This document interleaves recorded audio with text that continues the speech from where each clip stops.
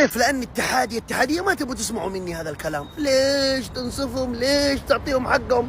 اللي سواه الهلال اليوم تاريخي. حتقول لي ريال مدريد فريق سيء ما هو منظم، أنا عارف ريال مدريد سيء من يوم ما ربنا خلقه.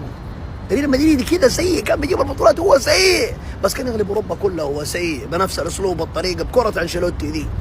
ولكن الهلال اليوم وقف له ند، ووقف وشال رجله في الملعب، ونقطة ثمينة في مباراة رسمية، مباراة فيها على المحك ترى في 500 مليون من حطها للفائز بعد البطولة يا اخوان.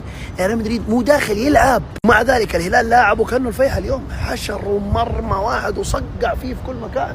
حقيقة المباراة اللي سواها الهلال اليوم للتاريخ، اتحادي نصراوي هلالي مش علاقتي فيك، اللي سواه الهلال اليوم تاريخي. عجبك ولا سخن؟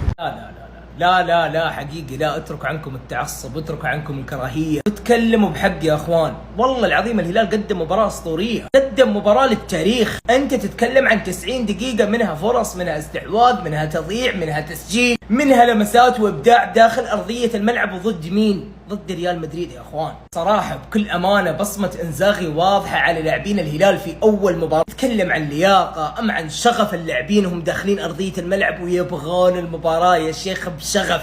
صراحة جودة اللاعبين ظهرت مع بصمة انزاغي. هذا مدرب داهية، والله العظيم انه داهية.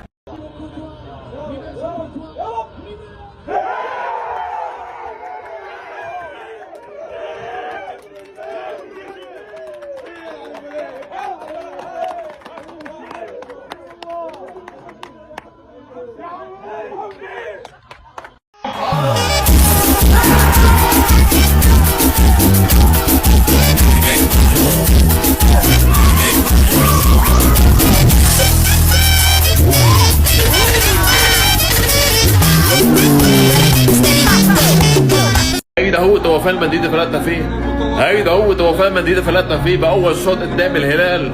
انت باوروبا انا باسيا، انت اوروبا الهلال باسيا، عامل لي فيها توفان مدريدي مش عارف تعمل هجمه واحترامي. انت المدريدي اللي فلتنا من الصبح بتضحك على الهلال انه مش حيفوز، ولك الهلال كاس حق كسح، ولك الهلال كاس حق بالطول وبالعرض بكأس العالم للأندية بالطول وبالعرض. 11 تسديده، لك باصات اكتر منك، ضغط اكتر منك، تسديدات اكتر منك، شومات اكتر منك، ولك استحى حالك يا رجل، ولك استحى حالك يا رجل على الاداء اللي قدمته. لك سهيل انت ريال مدريد، هيدا اداء مشرف بكاس العالم البطولة، كأس العالم للأندية لأول مرة بتاريخها بكرة القدم، من أهم البطولات العالمية. هيدا هو ده ريال مدريد الهلال. ولك بلش يا حكم الشوط الثاني، مش قادر انطر، بدي اشوف هدف الثاني وقاتل عليك وعليك.